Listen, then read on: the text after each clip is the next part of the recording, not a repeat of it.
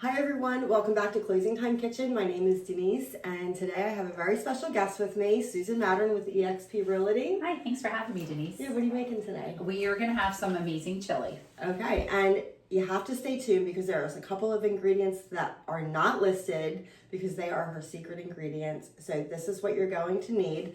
Some onion, some lean ground beef, some strip steak, tomato paste, cocoa, beef broth, garlic, peppers, mild chilies, some cilantro, chunky tomatoes, tomato sauce, and then we have some spices, chili powder, crushed red pepper, paprika, cumin, and then we have some diced jalapeños, some toppings, shredded cheddar, sour cream, scallions, and some avocado. So go grab your ingredients and we'll be right back.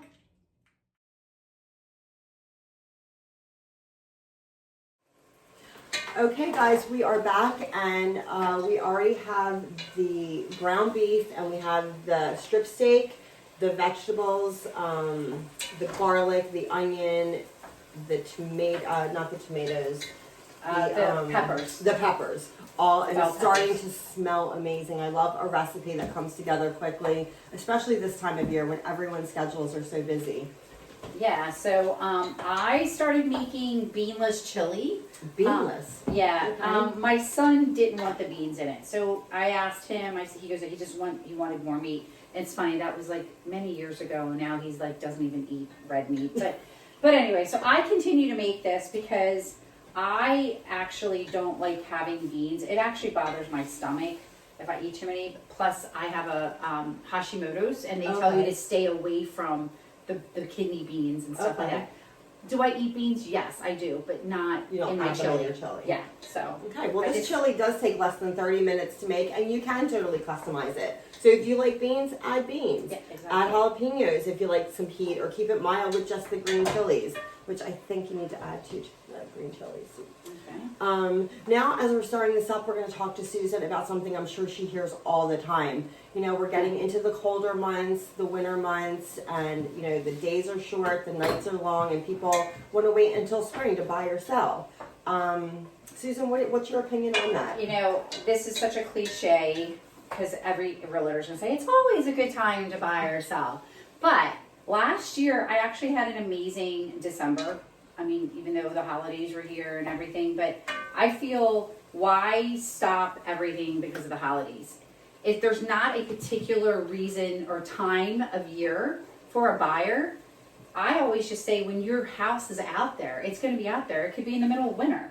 So don't stop looking if you're a buyer because of the holidays, and do not put your home on the market because of the holidays. You know, yes, you want to decorate and all that stuff for the holidays, and that could be a little, you know, with the extra, you know, this extra addition of like more stuff in your house. But if you want to sell and you want to get it done, there's still always buyers.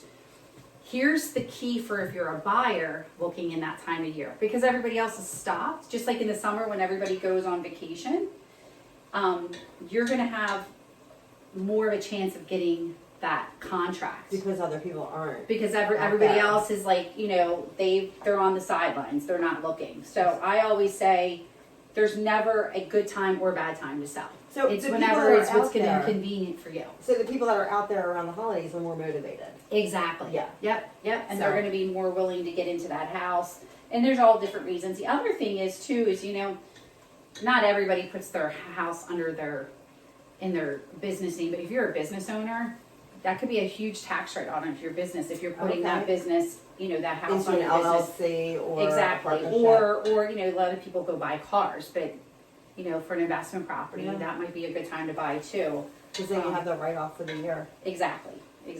So Great information. yeah. All right, well, we are going to continue browning up this meat and the vegetables, and we'll be right back. All right.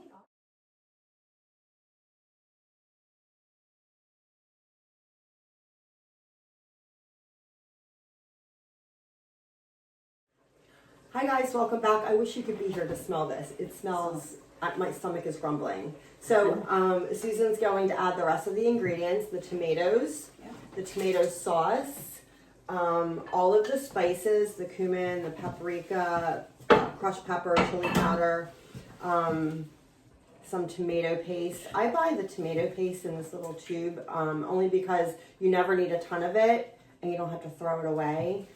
So this is a really good way to buy tomato paste. You can just squeeze some of that in there. And then she's going to add some beef broth and her special ingredient, cocoa. I know it sounds totally crazy, but it does add like a nice kind of touch to it. That's okay. It sounds delicious. Who doesn't like cocoa in anything? Right. So she's going to do that. And then once all of that is done, we just let it simmer for 10 to 15 minutes while all of those flavors come together. Susan, what other benefits are there for buyers and sellers looking to buy or sell during the holidays? There's, there might be less inventory because everybody's waiting for the spring market, but also people tend to, they want to sell that house or buy that house before the end of the holidays. So you'll see sellers maybe even reduce the price a little bit to get that house sold. So that's one benefit. It's a nice Christmas present. Sure. You can always remember when you bought your house. Yeah. So that's, and not everybody celebrates Christmas either, right? That's true. The holidays, Hanukkah, Kwanzaa, you have all of those other holidays that some people may not celebrate. So it's really not that time of year for them when, they have to worry about what's going on. Right. So I'm adding in the probably about 3 of these. 3 heaping teaspoons. This is a secret ingredient. So if you aren't watching, it's not going to be in there. Yeah, it's probably about a quarter of a cup, a little bit more than a quarter of a cup. And then don't forget the spices. We have the paprika. I'm going to let that just kind of get in there. It's going to make a really rich, like chocolatey looking kind of sauce. It looks delicious. But it won't taste chocolatey. It's because it's not, there's no sugar in it. All right, well, she's adding all of those spices. We will be right back. Get your bowls ready because we're going to try this when it's all done.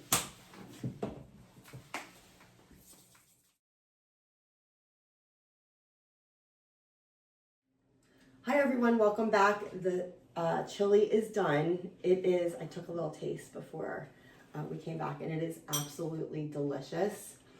So once it's done, and you can let this sit longer, Susan said. She's like, you can let it slow cook, you can let it put it in a crock pot. Yeah, let it sit. It'd be great for a football game.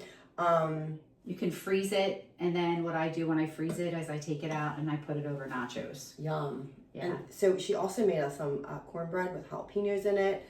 You can top it with some avocado cheese, scallions, some more jalapenos, cilantro, sour cream, whatever you want, whatever your heart desires. So whether you're thinking about buying or selling, remember, don't let the seasons hold you back. The winter market can be full of opportunity. Susan, what do you think? So absolutely. I mean, it's whenever your house is out there for you to buy. So don't look at it as a seasonal thing. Look at it as an opportunity. Your house might be out there in the springtime. It might be out there in the summer, but you're going to have a lot more leverage when you're buying in the winter months or in the holiday season. Yeah, holiday season. So perfect. So where can they reach you, Susan? And I will have all of her information below, but you are I just switched over from EXP back in August, and I love it thus far. There's a lot of great opportunities there that I'm taking advantage of. But you can reach me on my cell phone all the time. My phone's always on, 610-757-8792, or you can email me at susan.mattern@exprealty.com. And I will have all of her information, so if you need to get in touch with Susan, it will all be there for you. Thank you so much for joining me, Susan, and thank you all for watching another episode of Closing Time Kitchen. Don't forget to subscribe, share, and comment, and don't forget, it's always sweet at closing time. And we're going to go enjoy our chili. Yeah. See you next time.